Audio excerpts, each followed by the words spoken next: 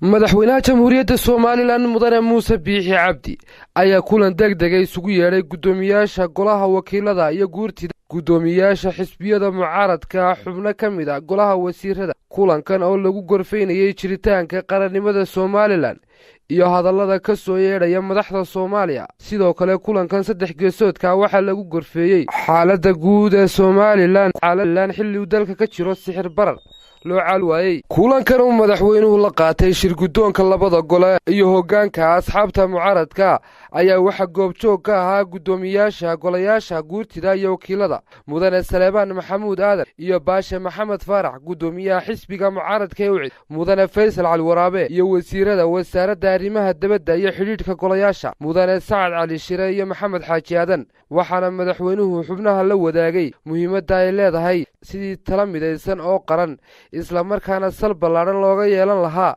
gardarrada ay Soomaaliya sida dabadjoogga ugu hayso qarannimada Soomaaliland. geesta kale gudoomiyaha xisbiga mucaaradka ee wadani mudane Cabdiraxmaan Maxamed Cabdullaahi Ciro oo kulankan lagu marti qaaday ayaa ka cudur daartay isla markaana aan ka soo qayb galin. waa Cabdiraxmaan British Somali News TV Hargeysa.